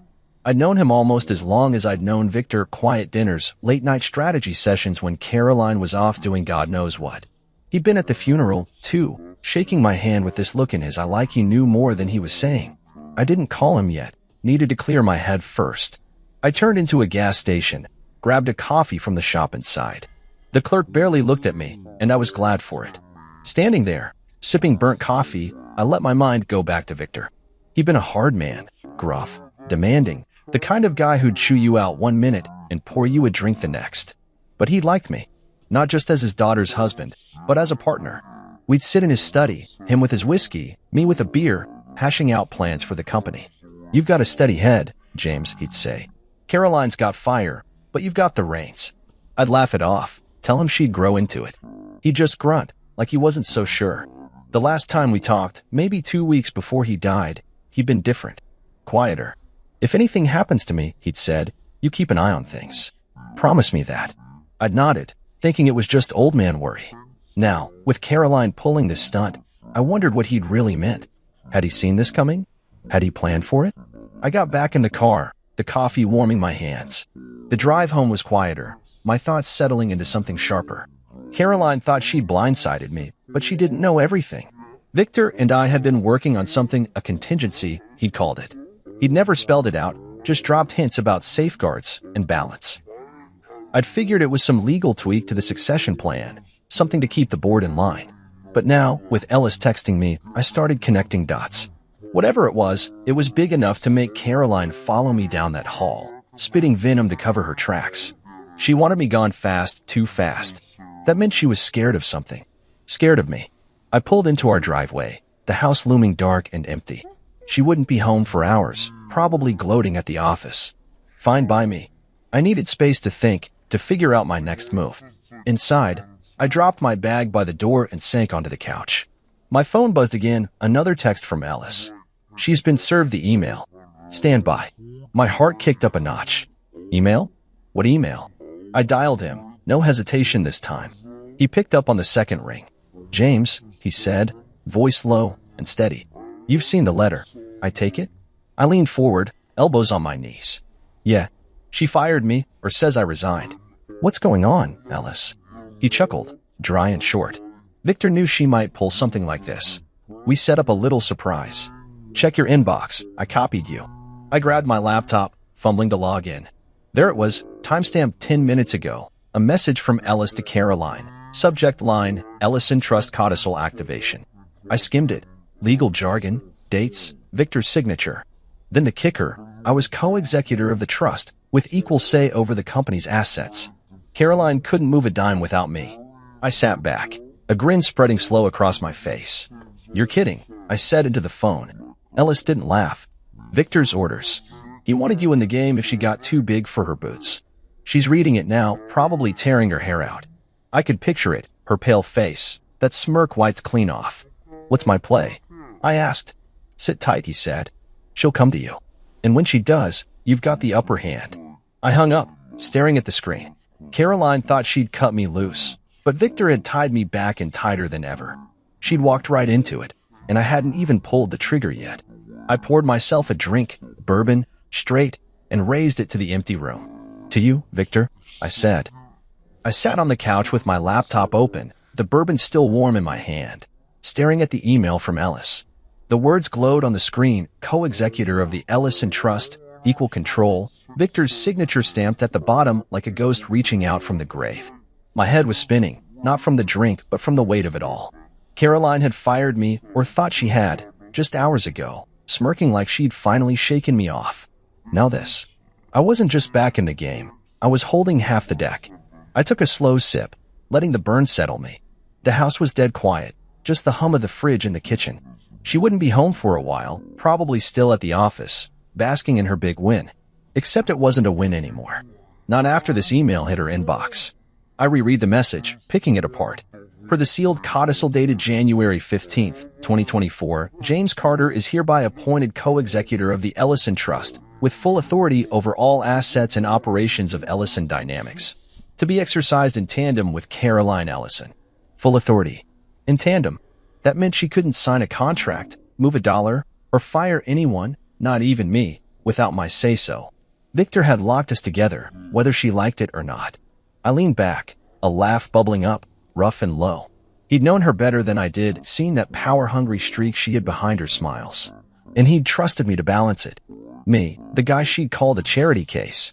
I set the glass down and ran a hand through my hair, trying to wrap my head around it. How long had he been planning this? Why hadn't he told me outright? My phone buzzed on the coffee table, Ellis again. She's opened it, the text said. Give her time to stew. I could imagine her now, sitting in that big office, her fingers frozen over her keyboard as the words sank in. That smirk would be gone, replaced by something else, panic, maybe, or rage. I didn't call her. Didn't need to. She'd come to me when she was ready, and I'd be waiting. I got up, paced the living room, the hardwood creaking under my feet. The adrenaline was kicking in now, mixing with the bourbon, making me restless. I'd been driving home an hour ago, thinking I was done, out of a job, out of a marriage maybe. Now I was back in the driver's seat, and she didn't even know how deep this went yet. I stopped by the window, looking out at the dark street. The plan had been Victor's, but the timing? That was pure luck or fate, if you believe in that stuff. I thought back to those talks with him, the ones Caroline never knew about. Late nights in his study, maps and charts spread out, and pointing at numbers while I scribbled notes. She's got the spark, he'd say, but she's impulsive. Needs someone to ground her. I'd nod, thinking he meant me as her husband, not her watchdog. But that last meeting, the one 2 weeks before his heart gave out, felt heavier now. He'd poured me a double, looked me in the eye, and said, "You're the steady one, James. Don't let her burn it down." I promised I wouldn't, figuring it was just him being dramatic. Turns out he'd meant every word and backed it up with ink and a lawyer. I shook my head, a grin tugging at my lips. The old man was still running the show, even from the ground. My phone stayed quiet, but I knew it wouldn't for long. I went to the kitchen, grabbed a sandwich, hadn't eaten since morning, and the day had drained me. As I chewed, I pulled up the codicil again, digging into the details. It wasn't just about control. It named me guardian of the legacy, some poetic nonsense that meant I could challenge her if she went off the rails. Victor had thought of everything: board votes, asset splits, even a clause about mutual consent for major moves. She couldn't sideline me, not legally. I finished the sandwich, wiped my hands, and checked the clock. Almost 9. She'd be wrapping up soon, unless she was too rattled to leave the office. I hoped she was rattled. She deserved it after that stunt with the letter. I was halfway through another bourbon when the headlights swung into the driveway. My pulse picked up, but I stayed put, leaning against the counter. The door opened, and there she was, Caroline, still in her power suit, her face pale as hell. She dropped her bag, stared at me like I'd grown a second head. "You got the email," I said, casual, like we were talking about the weather. Her mouth opened, closed, then opened again. "What the hell is this?" she said, her voice shaking. "Co-executor? Guardian of the legacy? Why didn't I know about this?" I shrugged, taking a sip. "Guess Victor didn't trust you to play nice." Her eyes narrowed, but there was fear behind them now, not just anger. "He trusted me to run this company," she snapped. "Not you." I set the glass down, stepped closer. "Then why'd he give me half the keys?" She didn't answer, just stood there, breathing hard. I could see the gears turning, her trying to figure out how to spin this, how to get back on top. "This changes nothing," she said finally, but it sounded weak, like she was convincing herself. "It changes everything," I shot back.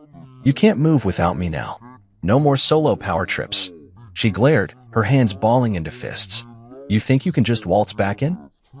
She stopped herself, but I knew what she meant. "After she fired me."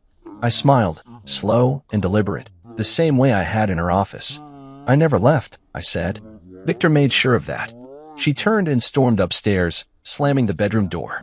I didn't follow. Let her stew, like Ellis said. I went back to the couch, opened my laptop again, and stared at the email. This was my lifeline now, proof I wasn't out, proof I mattered. The bourbon was hitting harder, but I stayed sharp, thinking through what came next. She'd fight this. I knew her too well to think otherwise. But I had the upper hand, and I wasn't letting it go. My phone buzzed one more time, Ellis. "She'll call a meeting tomorrow. Be ready." I typed back, "I will." Then I leaned back, closed my eyes, and let the quiet settle. The game wasn't over. It was just starting. I didn't sleep much that night. The couch wasn't comfortable, but I wasn't about to climb into bed with Caroline after that showdown. Her slamming the door still rang in my ears, and the bourbon had left me wired instead of calm. I kept replaying her face, pale, shaken, the smugness gone like someone had flipped a switch. That email from Ellis had hit her hard, and I couldn't help but feel a grim satisfaction. She thought she could erase me with one swipe of her pen, but Victor had other plans. I lay there in the dark, the laptop still open on the coffee table, its glow cutting through the shadows. My phone sat beside it, silent since Ellis's last text. "Be ready," he'd said. I was ready more than she knew. Morning came slow, gray light creeping through the blinds. I got up, stiff and groggy, and made coffee. The house was quiet, no sign of Caroline yet. I figured she was upstairs, plotting her next move. She wasn't the type to just roll over, not even with Victor's ghost pulling strings. I sipped my coffee, black and bitter, and checked my phone. Nothing new from Ellis, but I didn't need him to tell me what was coming. She'd call a meeting, try to rally the board, spin this into something she could control. I'd be there, though, calm, steady, with that codicil in my back pocket. I showered, put on a suit, the dark one I wore for big days. Today felt big, like the air was thick with it. When I heard her footsteps on the stairs, I was already at the counter, pouring a second cup. She walked in, dressed sharp, black blazer, heels, her hair pulled back tight. No trace of last night's shock, just a hard edge in her eyes. "Morning," I said, sliding the coffee toward her. She didn't take it, just stared at me, her jaw tight. "We need to talk," she said, voice low. I leaned back, crossing my arms. "Thought we did that last night."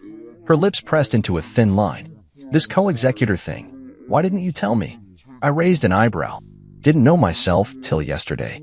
Victor kept it quiet. She stepped closer, her hands gripping the counter. He named you guardian of the legacy. Why? What did he say to you? I met her gaze, kept mine steady.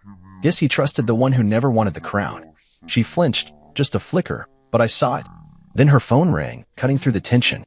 She snatched it up, turned away. Yes, I'll be there, she snapped, then hung up. Board's meeting in an hour, she said, not looking at me. You coming? I nodded. Wouldn't miss it. The drive to the office was separate. She took her car. I took mine. The silence suited me fine. I needed to think. Ellis had said she'd opened the email, but I didn't know how much she'd processed. Did she get the part where I could veto her every move? Or was she still banking on the board siding with her? I pulled into the garage, parked a few spots from her sleek BMW. She was already out, striding toward the elevator without a glance back. I followed, keeping my distance. The lobby was buzzing again. People whispering, eyes darting between us. I caught Brenda near the coffee machine, gave her a quick nod. She looked nervous, like she knew a storm was brewing. I took the stairs instead of the elevator, needing the extra minute to clear my head. By the time I hit the boardroom floor, I could hear the chaos through the glass doors. Inside, it was a mess. Voices overlapping, papers rustling, Caroline at the head of the table trying to look in charge. Harvey Lee was there, frowning at his phone. Rosa Medina was flipping through a binder, her face tight. The rest of the board, 10 suits who'd known me for years, were shifting in their seats, uneasy. I walked in, calm as I could manage, and took a chair near the back. Caroline's eyes flicked to me, then away. Let's get started, she said, her voice sharp. You've all seen the email from Mr. Monroe. I want to address it. She launched in, talking fast about continuity, her vision, how Victor's wishes were being misinterpreted. I listened, letting her dig her hole.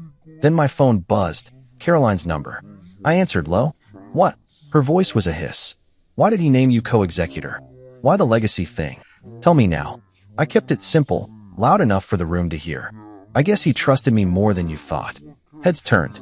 Her face went white. She hung up, glaring at me across the table. This doesn't change my role, she said to the room. I'm still president.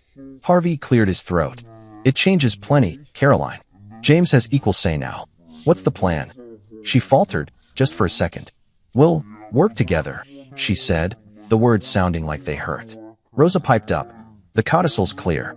You two co-sign everything. How's that gonna play out? I leaned forward, keeping my tone even. Simple. She leads, I sign off. Victor wanted balance, not a solo act. The room went quiet. Caroline's hands clenched on the table, her knuckles pale. This is ridiculous, she muttered. He's not even. She stopped herself, but I knew what she meant. Not even family. Not even qualified. I didn't bite. Just sat back and let the silence stretch. The meeting stumbled on, questions about logistics, timelines, who'd handle what. Caroline kept her cool, mostly, but I could see the cracks. Every time someone mentioned the trust, her eyes darted to me, like she was waiting for me to pounce. I didn't. Not yet. When it wrapped up, she stayed at the table, staring at her notes. I got up, nodded to Harvey and Rosa, and headed out. She called after me. James. I turned. Her face was still pale, but her voice was steady now. This isn't over. I smiled, small and cold. Never said it was. Then I walked away, feeling the weight of every eye in the room. She wasn't a queen anymore, just a partner, whether she liked it or not. And I wasn't silent anymore. Victor had made sure of that. I left the boardroom with my head high, the hum of voices fading behind me as the glass doors swung shut. Caroline's last words, "This isn't over," hung in the air, but they didn't shake me. She could threaten all she wanted. The codicil was ironclad, and I wasn't backing down. The hallway stretched out, quiet except for the click of my shoes on the tile. I passed Brenda's desk. She gave me a quick, nervous smile, like she wasn't sure whose side to pick. I nodded back, kept moving.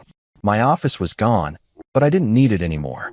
Victor had handed me something bigger than a desk, a stake in the company I'd helped build. I headed for the break room, grabbed a water from the fridge, and stood by the window, looking out at the city. The board meeting had been a mess, but it was just the start. Things were about to get louder. My phone buzzed in my pocket. Harvey Lee. You okay? He asked when I picked up. His voice was gruff, no nonsense, like always. Yeah, I said, taking a sip. You? He grunted. Hell of a curveball, that email. She's pissed. I smirked. She'll get over it. Harvey didn't laugh. Board's restless, James. Investors are calling already. Words out she tried to axe you.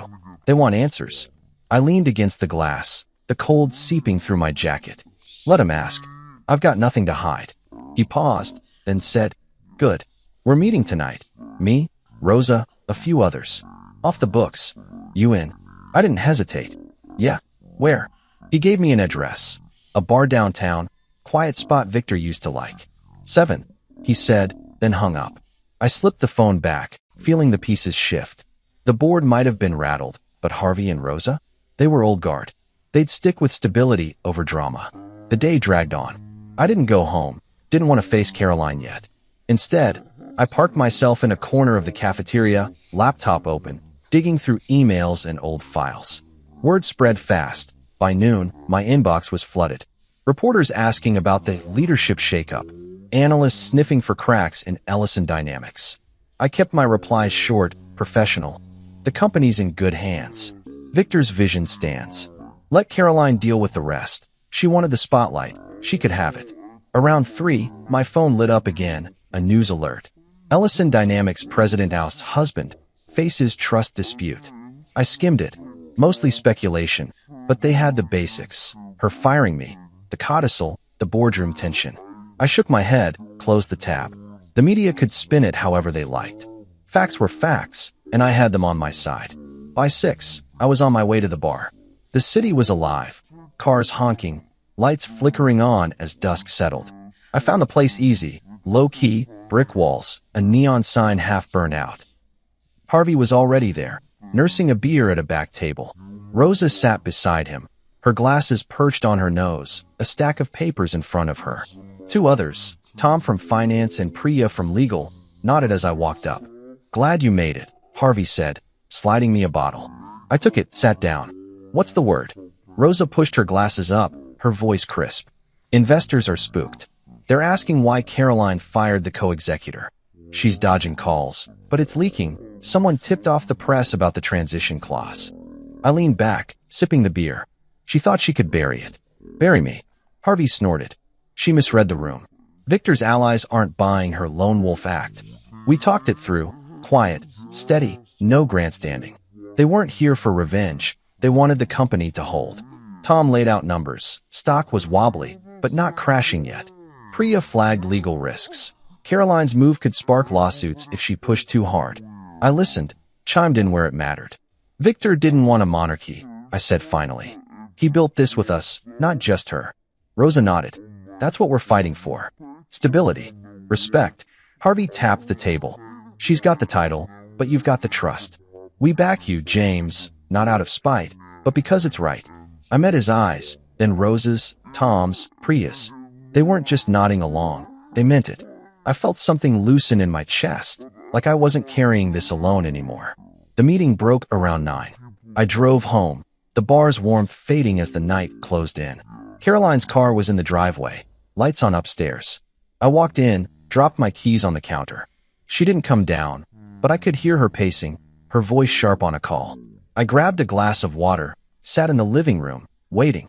She appeared 10 minutes later, phone still in hand, her face tight. You've been busy, she said, stopping by the stairs. I shrugged. Just talking to some friends. Her eyes narrowed. The board's asking questions. Investors too. This is your mess now. I set the glass down, looked up at her. You made it a mess, Caroline.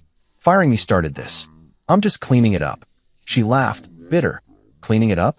You're turning them against me. I stood, keeping my voice level. They're not against you. They're for the company. Like I am. She didn't answer, just stared, her hands trembling slightly. I'm still president, she said, like it was a shield. And I'm still co-executor. I shot back. We're in this together, whether you like it or not. She turned, started up the stairs, then stopped. You're enjoying this, she said, not looking back. I didn't deny it. Maybe a little, I said. But I'm not the one who drew first blood. She kept going, the door clicking shut behind her. I sank back onto the couch, the quiet settling in. The board was restless, the media was circling, and the old guard was with me. Not for a coup, but for what Victor stood for. Caroline could fight all she wanted, But the reckoning was here, and I wasn't blinking. I woke up to the sound of rain tapping the windows, a steady drum that matched the ache in my head. The couch had become my bed again, and my back wasn't thanking me for it. Caroline was already gone, no surprise there. She'd been a ghost in the house since the board meeting, avoiding me like I was the enemy instead of her husband. I didn't care much anymore. The space suited me. I got up, stretched, made coffee. The news alert on my phone blinked. Another headline about Ellison Dynamics. This one digging into the trust codicil. Power struggle at tech giant, it read. I skimmed it, snorted. Struggle? Maybe for her. For me, it was just playing the hand Victor dealt. I finished my coffee, grabbed my keys, and headed out. Today was big. The board was voting, and I had a move to make. The drive to the office was slick, wipers swiping at the rain. My mind was on the codicil, that special clause I'd spotted late last night. In the event leadership jeopardizes the company's mission, the co-executor may initiate a vote of restructuring. It was buried in legal fluff, but it was clear. If Caroline's stunt, firing me, dodging the trust, put Ellison Dynamics at risk, I could force a reset. I'd called Ellis at dawn, run it by him. It's solid, he'd said, voice gravelly from sleep. You've got the proof. Her letter, the media mess, investor calls. Use it. I plan to. Not to take her down, but to level the field. Victor wanted balance, not chaos, and I was damn well going to give it to him. I got to the office early, the lobby half empty, rain keeping people away. Brenda waved from her desk, a stack of files beside her. They're setting up upstairs, she said, nodding toward the boardroom. Good luck. I grinned, more confident than I felt. Thanks. I'll need it. The elevator ride was quick, my reflection staring back from the steel doors, suit crisp, tie straight, eyes sharp. I looked like a man with a plan, even if my gut was churning. The boardroom was already buzzing when I walked in. Harvey pacing, Rosa tapping her pen, the others flipping through agendas. Caroline stood at the head, her back to me, talking low to Priya from legal. She didn't turn when I sat down, but I saw her shoulders stiffen. Good. Let her feel me there. The meeting kicked off fast. Caroline took the floor, her voice steady but clipped. We've had turbulence, she said, hands flat on the table. The trust codicil caught us off guard, but I'm still president. My focus is moving forward. New projects, growth, stability. She glanced at me then, quick and cold. James and I will work together, as required. It sounded rehearsed, like she'd practiced it in the mirror. Harvey cut in. Work together how? You fired him, Caroline. Investors are jumping ship. She bristled. That was a misstep. He's back now. Rosa leaned forward. Back how? The codicil says equal power. What's the structure? Caroline faltered, just a beat. We're figuring it out, she said. I stayed quiet, letting her flounder. The room wasn't buying it. Too many frowns, too much shifting in chairs. That's when I stood. I've got something to say, I said, keeping my tone even. All eyes turned. Caroline's too, narrow and wary. I pulled a folder from my bag, the codicil and memos Victor had written, stuff I'd dug up from old files. The trust gives me a move here, I said, sliding copies across the table. If leadership risks the mission, I can call a restructuring vote. I'm doing it now. The room went still, like the air got sucked out. Caroline's face tightened. What? She snapped. I kept going, calm but firm. Firing me without cause, hiding the codicil. That's not stability. It's reckless. Victor wanted a partnership, not a takeover. I've got proof, his notes, our talks. He saw this coming. I tapped the folder. Read it. He mapped out a dual structure. President and chairman, equal say. That's what I'm asking for. Murmurs broke out. Harvey nodding. Rosa scanning the pages. Tom from finance scribbling notes. Caroline stood, her voice rising. This is absurd. I'm president. Dad named me successor. I met her glare. And he named me co-executor. He didn't trust you alone.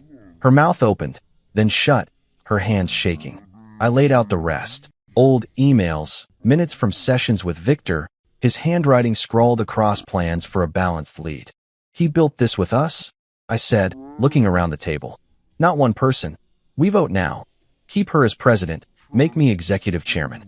Same power, shared vision. No more secrets. The board leaned in, flipping through the evidence. Caroline sank back, her fight draining out. Harvey spoke first. I'm with James. This works. Keeps us steady. Rosa nodded. It's what Victor wanted. I'm in. One by one, they chimed in. Tom, Priya, the rest. Unanimous. Caroline's head dropped, her fingers digging into the table. Fine, she muttered, barely audible. I didn't gloat, just sat down, the folder still open in front of me. The meeting shifted to logistics, titles, roles, a press release. I'd won, but it didn't feel like a victory. It felt like fixing something she'd broken. When it ended, she stayed put, staring at nothing. I walked out, Harvey clapping my shoulder. Good call, he said. I nodded, too tired to smile. The rain had stopped outside, the city gleaming wet and new. I'd clipped her wings, but not out of spite. For the company, for Victor. Now we'd see if she could fly straight. I drove home from the board meeting with the radio off, the silence letting my thoughts settle. The vote was done. Caroline stayed president. I was executive chairman, equal power locked in place. The rain had cleared, leaving the streets slick and reflective, mirroring the city lights in a way that almost felt hopeful. But inside, I was still churning. It wasn't a win I'd wanted to chase. Not like this, not against her. Victor's plan had worked, though. The company was safe, balanced, like he'd meant it to be. I pulled into the driveway, saw her car already there. The house lights were on, glowing soft through the windows. She'd beaten me back, probably licking her wounds. I didn't rush inside, sat there a minute, hands on the wheel, breathing slow. Whatever came next, we weren't the same anymore. Maybe we never would be. When I walked in, the air felt heavy, like it was holding its breath. Her heels were by the door, her bag dumped on the counter, sloppy, not like her. I heard glass clink from the living room and found her there, sitting on the floor by the coffee table, a wine bottle half empty beside her. A shattered glass lay in pieces near the wall, red staining the carpet. She didn't look up, just stared at the bottle, her knees pulled up like a kid. I stopped in the doorway, unsure what to say. This wasn't the Caroline I knew, not the sharp, in-control woman who'd smirked at me 2 days ago. You okay? I asked, keeping my voice low. She laughed, a jagged sound. Do I look okay, James? Her eyes flicked to me then, red-rimmed, raw. I stepped closer, set my keys down. What happened? She took a swig straight from the bottle, wiped her mouth with the back of her hand. You happened, she said, her voice breaking. You and Dad. You took it all away. I frowned, crouching beside her, careful of the glass. I didn't take anything. You still run the company. She shook her head, hard. Not like I wanted. Not like he promised. Her fingers tightened around the bottle, trembling. He never believed in me. Just you. I sat back on my heels, the words hitting like a punch. That's not true, I said. He believed in both of us. You were his daughter. He picked you to lead. I was just his right hand. But you tried to erase that. She looked at me, tears spilling now. Because I had to. You were always there, fixing everything, making me look small. I didn't know how to answer that. I'd never meant to shrink her. Hell, I'd spent years building her up, covering her blind spots. But maybe she'd never seen it that way. I wasn't competing, I said finally. I was helping. You're the one who turned it into a war. She dropped the bottle, wine sloshing onto the table, and buried her face in her hands. I just wanted it to be mine, she whispered. Just once. The room went quiet, the only sound her uneven breathing. I reached out, hesitated, then put a hand on her shoulder. She didn't pull away, but she didn't lean in either. We stayed like that, stuck between breaking and mending. After a while, I got up, grabbed a towel from the kitchen, started cleaning the mess. She watched, silent, as I swept up the glass, wiped the carpet. You don't have to do that, she said, voice small. Yeah, I do, I replied, not looking at her. It wasn't about the spill, it was about moving forward, one step at a time. When I finished, I sat across from her, the table between us like a line we couldn't cross. We're not enemies, I said. Not unless you want us to be. She didn't answer, just stared at the floor. I didn't push. She needed space, and I needed air. I stood, headed upstairs, left her there with her thoughts. The next day at the office, things shifted. The board's vote had settled the dust, emails slowed, investors calmed. I walked in as chairman, not a ghost, and people noticed. Brenda grinned when I passed her desk. New title suits you, she said. I chuckled. We'll see. Caroline was there too, in her office, door half open. She didn't look up as I walked by, but I caught her glance later, quick and guarded. We didn't talk, not yet, but we worked. I signed off on her Q4 plan. She nodded at my expansion memo. It wasn't warm, but it wasn't war either. Respectful strangers, that's what we'd become. The team felt it too, tension eased, focus returned. Brenda got a promotion to operations lead. Harvey pushed Asia deals. Rosa rolled out a DI program Victor would have loved. The company started healing, piece by piece. Weeks passed like that, quiet teamwork, no fireworks. One night, I came home late, found Caroline in the kitchen, sipping tea instead of wine. She looked up, her face softer than it had been in months. "It's working," she said, almost surprised. "The dual thing." I nodded, pouring myself a glass of water. "Yeah, it is." She hesitated, then added, "I'm sorry. For the letter." It wasn't much, but it was something. "Me too," I said, for how it played out. We didn't hug, didn't cry, just stood there, letting the words sit. The glass was still broken between us, but the doors were open now, just a crack. Maybe that's all we'd get. For now, it was enough. I woke up to sunlight streaming through the bedroom window, a rare clear day after weeks of gray. Caroline was already up. I could hear her moving downstairs, the clink of a mug on the counter. Things had been steady since that night in the kitchen, her apology hanging between us like a fragile truce. We weren't fixed, not by a long shot, but we weren't tearing each other apart either. I rolled out of bed, feeling the weight of the last few months in my bones. The company was thriving, stock up, projects rolling, the dual leadership holding strong. But it was more than that. It was Victor's legacy, alive and breathing, just like he'd wanted. I pulled on a shirt, headed down, ready to face whatever this day would bring. She was in the kitchen, sipping coffee, her laptop open to some report. "Morning," I said, grabbing a mug for myself. She nodded, her eyes flicking up briefly. "Morning. Board recaps in an hour, virtual. You joining?"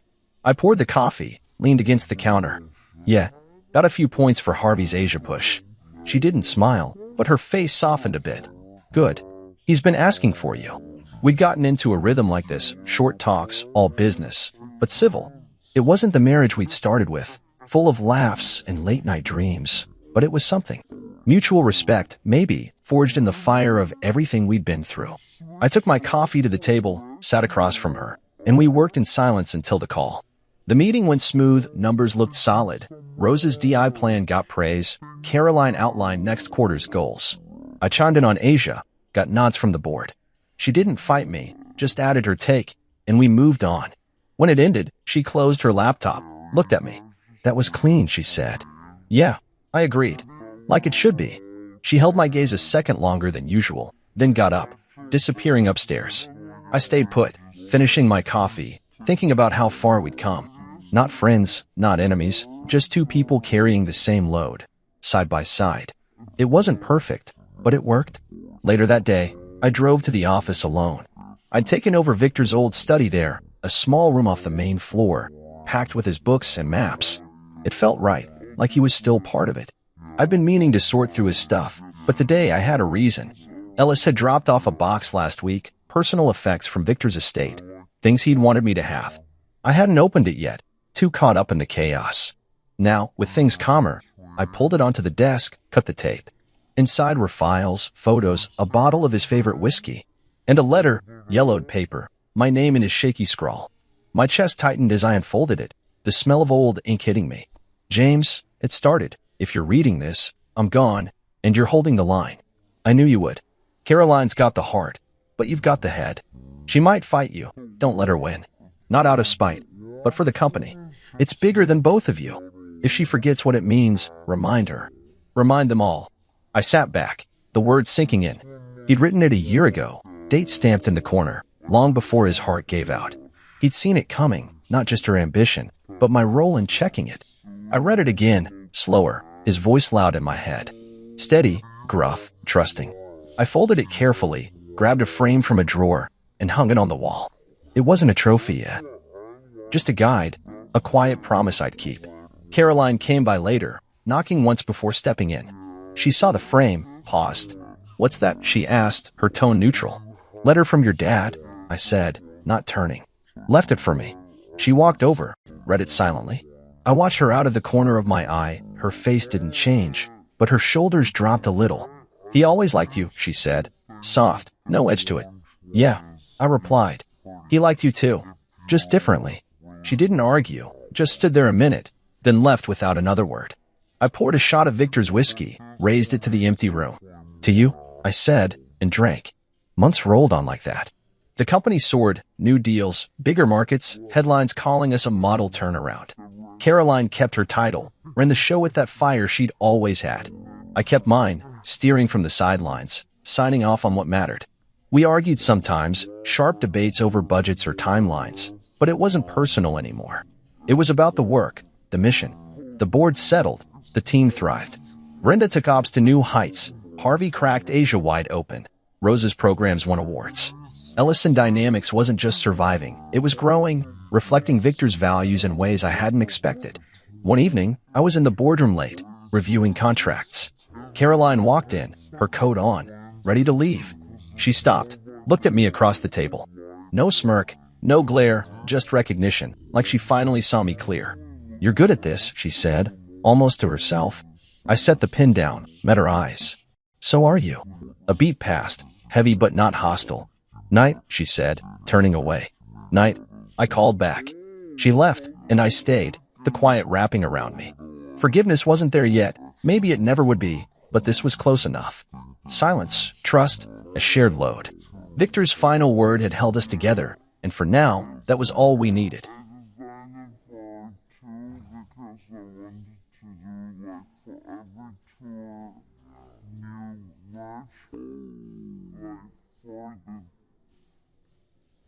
Texas, this kind of design, and next one will be